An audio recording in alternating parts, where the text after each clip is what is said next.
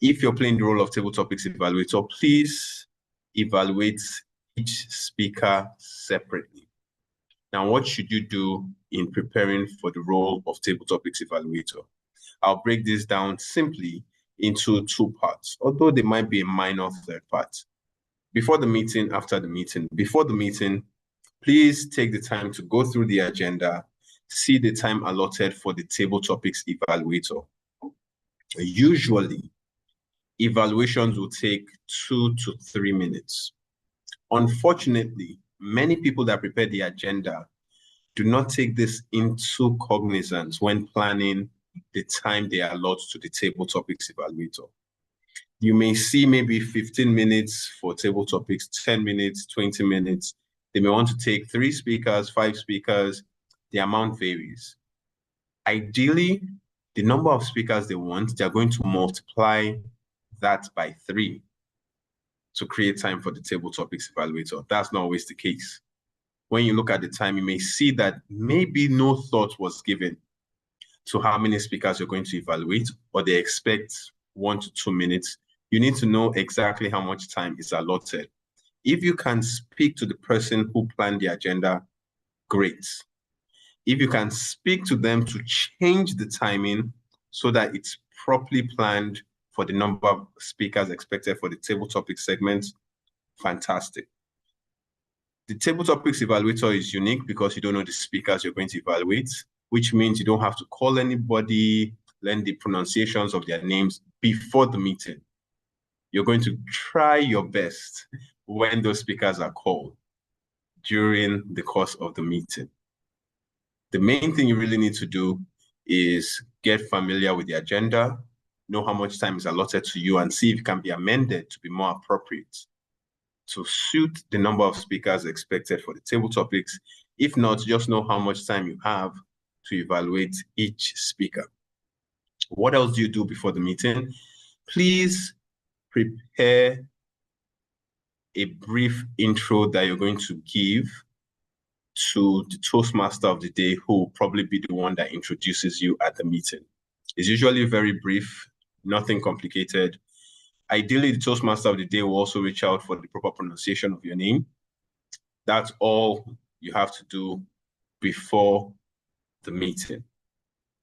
You can also, not necessarily, I don't think you really spend much time explaining what you're going to do. You just dive into what you're going to do for table topics evaluator, so you don't need that. Finally, the day of the meeting, please show up early. If you're playing a role or you're speaking, please show up early to the meeting. Gives you time to relax, get familiar with the room, network with people. This is an element of the meeting that I don't think enough of us take advantage of. Please arrive early and get to meet people as you familiarize yourself with the room. When the meeting starts, you're going to go through the usual sequence of speakers, different roles. By the time it comes to table topics, you need to please pay attention to the speakers as they're called upon, from the moment they are called upon, rising from the chairs, approaching the lectern, the speech they give, the way they start. Do they ask for the speech to be repeated? Do they have proper structure, introduction, body, conclusion? Just the general structure of a speech. As the table topics evaluator, try and get the names of the speakers. Usually, the table topics master will ask that the speaker introduce themselves. If that doesn't happen, you can also ask for their names as well, or wait till afterwards to ask privately. So when you're giving the evaluation, you specifically mention their names. When you're giving the evaluation for table topics speakers, please use the CRC method: commend, recommend, and commend. I recommend that the base of 222 is where you start from. 2 commendations, 2 recommendations, 2 commendations. Meaning you start with 2 positive things you saw, in the middle, 2 areas of improvement, and finally conclude with 2 positive things you saw. This is the base. Note I said an evaluator should give an evaluation in such a manner that the speaker wants to speak again. To do that, you have to be aware of how skilled and comfortable the speaker is when it comes to public speaking. How would you do that? Based on their performance. If you don't know the speakers, especially if they are first-time speakers, do they seem really confident, comfortable with the stage? How was their delivery? If it's someone that is terrified, they are shaking, they could barely utter one word, then you know this person is not comfortable. Definitely, if they collapse on stage and someone has to help them get up, you know, yes, this person is not comfortable. For those type of people, please, you can increase the number of commendations if time permits. Why? You're trying to lift them up, give them confidence to speak again. Maybe give them one area of recommendation, maximum perhaps two. Other areas of recommendation later, one-on-one, you can give them that feedback. But if it's someone that is clearly very comfortable speaking before an audience, very confident, they seem to have the skills necessary, by all means, if time permits, you can give them more recommendations. Emphasis on if time permits. Why is this important? The reason is you want to give your recommendations, your feedback, so the speaker wants to speak again. You do not want to scare them off, especially if you're more of a harsher speaker like myself. I know when I initially started giving evaluations, and sometimes now I can seem a bit stern. I need to soften my tone so they know I'm not attacking them. It's more, I want to see you improve. It's something that you really need to work on when you're giving evaluation for table topics. Very important. What's the structure? Remember, you are speaking not just to one speaker, but the entire audience. As a consequence, in your delivery, make eye contact with the speaker, but also look at the entire audience as well. You come up, you applaud the speaker, you go through the commendations, segue to the recommendations, and finally end with the commendations. And you move from that speaker to the next speaker who you call by name. That's my recommendation before you start the evaluation, and then you conclude. Once you are done, that's it for the table topics evaluator, except for those speakers that you didn't give the entire recommendations when you were doing your evaluation because you know they're not very experienced. You can now go afterwards and do a one-on-one just to bolster their confidence when it comes to public speaking. Very, very important. If this is done well, these speakers will want to speak again, and the next time they are speaking, they'll actually be working on at least one area of improvement. If time permits, and this is rare, you can start your evaluation by giving a bit of feedback to the table topics master. Once again, you can pick maybe one area where you really loved what they did, an area you saw for improvement, and finally comment something that you enjoyed about their session before segue into giving evaluations to the individual speakers. In summary, that is your role as the table topics evaluator. Any questions or comments from those of us in the room? You can either raise your hand and you'll be called upon, or you can send a message in the chat and I'll be read. Please, Toastmaster Kudus, go ahead. Thank you very much, Toastmaster John. So my question, I have two questions.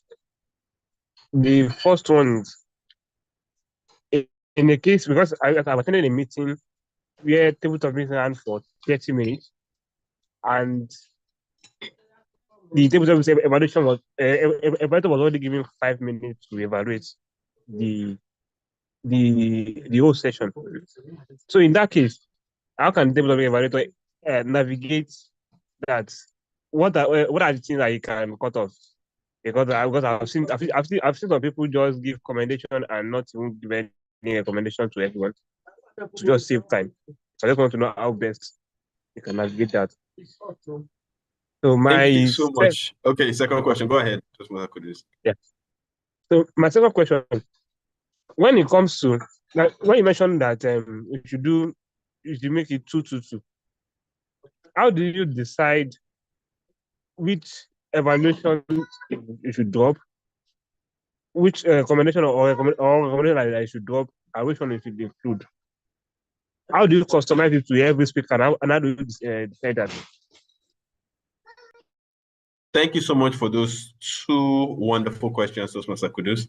Your first question, you went to a meeting where the table topics was 30 minutes and the table topics evaluator was given only 5 minutes. Very unfortunate, but something similar has happened to me. I think a speaker or two, I don't know how many, were not able to make the meeting. And the Toastmaster of the day just kept saying they can take more table topic questions. Unfortunately, they did not add time for table topics evaluation. I was the table topics evaluator. And what I said when I started was that because we had more speakers, the timer may need to be aware that I need more time to evaluate. However, if I am not permitted, I'll need to truncate the evaluation. Nonetheless, that's how I started, that we need to be aware because we took more speakers, it means we need more time for table topics evaluation.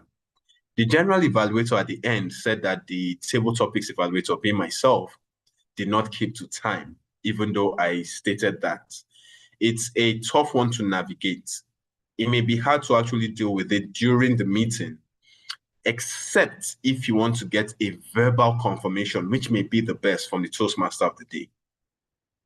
Rather than state it and move on, you may want to confirm from the Toastmaster of the day, can you add more time because of what happened during the course of table topics? And if it's a no, then it means you have to give a very succinct evaluation, maximum or maybe 1-1-1 if you have that, or just 2, because it was not well planned. And this is why we need to properly plan the agenda. I cannot stress the importance of this enough, but that's probably the best bet.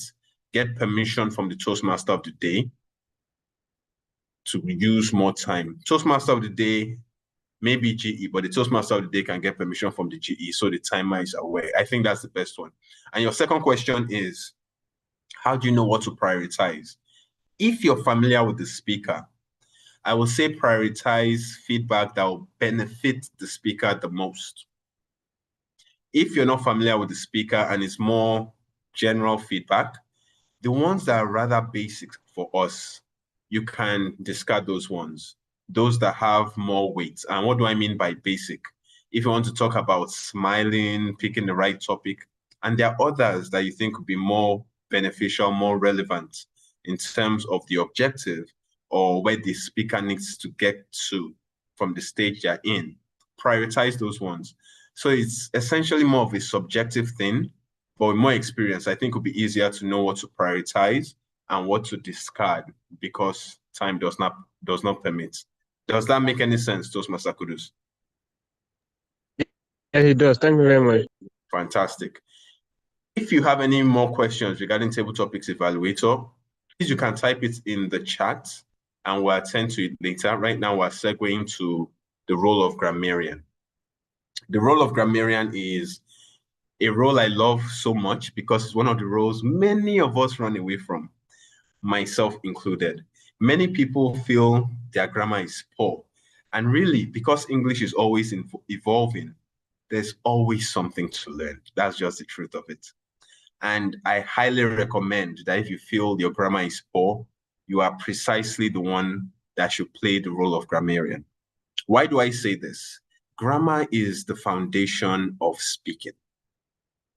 When your grammar is better, it's easy to be more eloquent, more persuasive, more engaging. When you have to play the role of grammarian, it makes you become more aware of how people are using grammar and ideally propels you to work on your grammar. Most times that we go to meetings, we are not focused on getting better where grammar is concerned. By intentionally signing up for this role, one of the benefits you get is that you become more aware and start intentionally working on becoming better where your grammar is concerned. And where do you start from? Start from wherever your strength is. All of us here have different strengths when it comes to grammar. The ones you can note, start from there. The others, work to improve them. Don't think you can be as good as the English doctor when you start out as a grammarian. No. This is self-paced. Come, do the work, and keep getting better. Now, how do you play the role of grammarian? I'll break this down into two parts. Before the meeting, during the meeting. Before the meeting, what should you do? Once again, you're a role player. Please get the agenda. See how much time is allotted to you at the start of the meeting, at the end of the meeting. The time allotted at the beginning, you need to prepare your speech. It's an opportunity to speak and improve. Prepare your speech explaining to the audience what your role is. What is the role of grammarian? Essentially, you are going to do three things. First, you pick the word of the day. You let us know what the word means, give us examples of how to use it, and track the usage of the word of the day. Why? You want to add something to our arsenal when it comes to our vocabulary, so we improve as speakers. Two, you're paying attention to improper use of grammar. Every time that is done, you take notes of it and you give feedback on that. And finally, you pay attention to good use of grammar. This also includes notable quotes or any turn of phrase that from your perspective was quite captivating. You take note of those things. Those three things are what you pay attention to as the grammarian. As a grammarian, if it's a physical meeting, you can actually have the word of the day written out somewhere, or it can be virtual and projected on the screen. This is very important because if it's truly a word we are not familiar with, most of us will forget. But by virtue of the fact that is regularly or constantly displayed, we remember that we need to utilize it. Now, if it's in the virtual space like Zoom, you can occasionally just type it and send it in the chat. When people regularly see that, they are reminded, use the word of the day. Very important. For the word of the day, I would like you as a grammarian to take note of something. Most times, especially in my club, once we have a new word, what we try and do is use it as many times as possible. And to some of you, that sounds like, that's a good thing to do. Let me use it as many times as possible. Unfortunately, that can make you become a boring speaker. You're giving a table topic speech, 1 to 2 minutes, and you use the same word over 10 times. You have begun to put us to sleep. You don't want to do that. The reason of learning new words is so that you can replace words with other words, other synonyms, same meaning, different word. Why? We pay attention to differences. While you want us to use the word of the day, you don't want us to abuse the word of the day. It's not often done, but I recommend that you do that. When it's really stretched to the extreme, I mean, it's really abused. Please take note of that, mention it, so people understand that part of the reason we use new words, different phrases, is to be more engaging. Repetition, even though it's ideal for learning, in terms of giving speeches, it can become mundane and boring. You don't want to do that. When you're playing the role of grammarian, it's not often done, but I highly recommend that you mention that so we don't get comfortable abusing words. You prepare for your speech explaining your role. For the actual meeting, please show up early, like all role players. And when the meeting commences, from the very start, start taking notes of what people are saying. Even though you're not going to state the word of the day until your introduction, because club members will see the agenda and it's usually put in there, you can start tracking how often people use the word of the day. In the virtual space, some grammarians like to track when people type the word of the day. I think that's fine as well. And if you choose to, you can also track people's use of synonyms as well. And if you want to be specific, you can state explicitly the synonyms that are permissible to use, and you are going to keep track of those ones. That's perfectly fine. Just let the audience know what you're going to track for that specific day. Personally, I recommend more positive words. I think it's easier to utilize than the negative ones, but really it's up to you. Don't get a word that is so esoteric that barely anyone knows how to use it. We have to think for 10 hours, 20 hours before we can use it in one sentence. That's not the idea of the word of the day. As I stated, you start doing your job right from the start before you give your explanation of your role. When the general evaluator comes up, that's when you're introduced as a grammarian. You come up before the audience, you give your speech, explaining what your role is, introducing the word of the day, and then you go back to continue doing your job. Remember, if it's in the virtual space, occasionally just type the word of the day with the meaning, explanation into the chat. So people are reminded that this is the word of the day, please use it. And those who come late will also know this is the word of the day. Let me try and utilize it.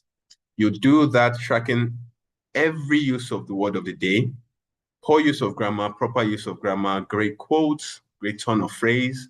And at the end, when you're once again called upon by the general evaluator to give your report, you come back and in the form of a speech, deliver your report. Introduction, your report, and finally a conclusion, all within the allotted time. For the grammarian, depending on how skilled you are and the quality of the meeting, your report can either be really bogus or something very little. Now, if it's massive, please prioritize the most important things. Do not say, I have so much to say, I'm going to discard the timer, I will not pay attention to how much time I have, and continue speaking relentlessly. No, please don't do that. Discard everything and prioritize what's important. How do you know what's important? It's subjective.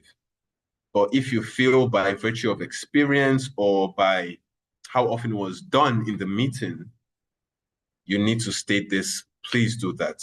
But I believe over time, you begin to have the skill to sift what's more important and what is less important. Always prioritize the more important ones if you have a lot that you kept track of. I recommend that you please mention people by name and state how often they use the word of the day. Most clubs will have the champion for the use of the word of the day. I recommend that you go from the person that used it the least, and then you now build up. Or if you choose, you can go in chronological order from the first speaker to the very last before you were called up to speak. It's really your choice. Any way you want to build suspense, that's fine. And then you mention poor use of grammar and proper use of grammar. Remember, all these have to be done within the allotted time, which means if all they gave is 2 minutes, which is unfortunate, it happens in some clubs. Only 2 minutes given to the grammarian. You have to find a way of mentioning all that, meaning you may only mention maybe the person that used the word of the day the most, and then you now go to improper use of grammar, 1 or 2, proper use of grammar, 1 or 2. It has to be very quick if they give you only 2 minutes. Ideally, the grammarian should be given a lot of time. The general evaluator, I think, should be given the most time for their general evaluator report. After that, I think the grammarian, just to allow for meetings where it's inundated with a lot of information to give us feedback. But it's your responsibility, grammarian, to see the time allotted and use the skills you've been working on to deliver your report within the allotted time. Once you're done, your job is concluded. Go back, sit down, enjoy the rest of the meeting. If time did not permit, and you can now give your entire report, afterwards, you can go one-on-one and give feedback. This is important because we attend meetings to improve. But if you're not able to get feedback, you may not have the opportunity to do so. Grammarian, please go that extra mile if time does not let you deliver your entire report. In summary, that is what the grammarian role entails. If you have a question or comment regarding the role of grammarian, you can raise your hand and ask your question or deliver your comment, or you can send the message in the chat and it will be attended to or read out loud.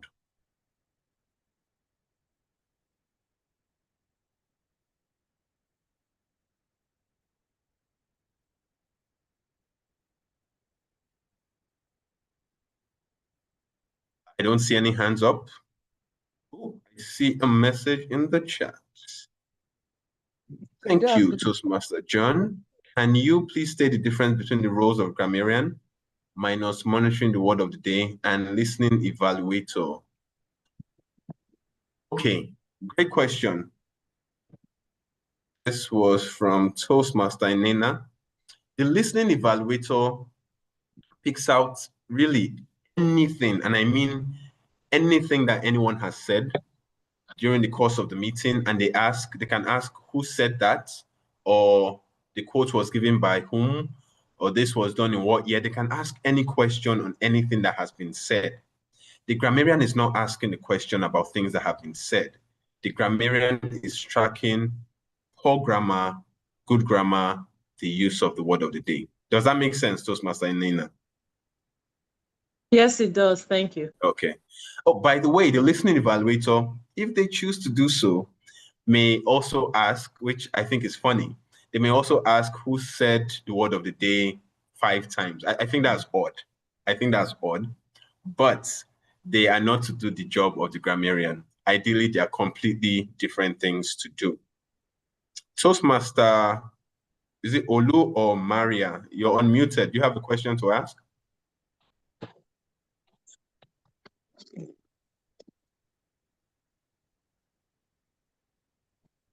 I don't know if anyone can hear Toastmaster Olu. I cannot hear you.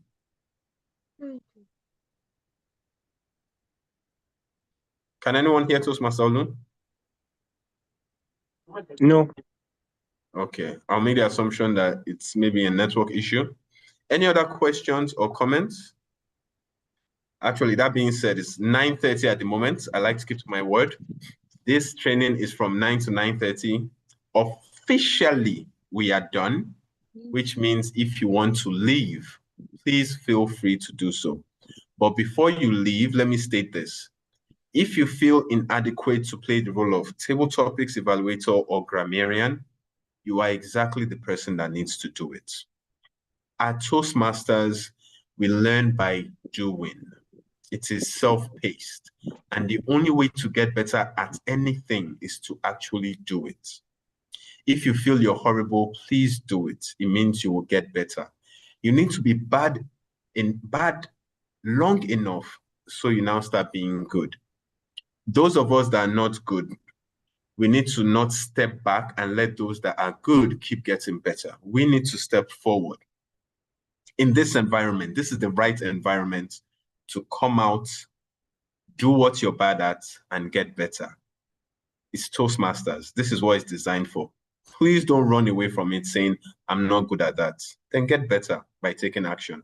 If you feel you're also bad at playing the role of grammarian because your grammar is poor, I have a few recommendations, which when you're playing the role of grammarian, you can also do same. If time permits, give recommendations.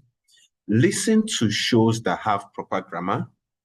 Read well-written books, notes, emphasis on well-written books. Read well-written articles. Spend time with people that use proper grammar. One of our own English doctor, He wrote a book on grammar, and from the feedback I'm getting, it's an easy to read book. It's a great book. Please reach out to him and purchase your own copy as well. That's Toastmaster Craig. There are a number of ways to improve your grammar. Please don't say your grammar is bad today. In a year's time, in 2 years' time, you're still saying your grammar is bad. You can learn anything. When time passes, get better at what is important to you. If grammar is one of those things, please work on improving your grammar. That said, as I said, we're already done. I just want to mention that before you run away. Feel free to go enjoy the rest of your evening, enjoy your weekend. But if you have any questions regarding the role of table topics evaluator, role of grammarian, or some other role, please feel free to ask or make your comments. For those that are not familiar, every Friday from 9 to 9:30, we cover 2 roles. We usually post the roles in the role players training group. If you're interested in being part of that group, I am dropping my number in the chat. Please send me a message and you'll be added to the group. Any questions, any comments, or do we just call it a night?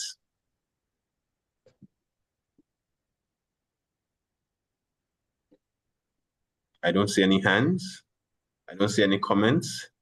Congratulations, Toastmaster Ruben, on your wedding. It's a delight to see you.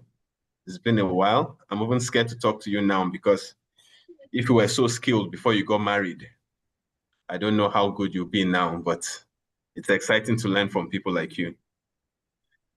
Madam Area Director, it's always a pleasure to have you here. Thank you for encouraging us. We really appreciate it.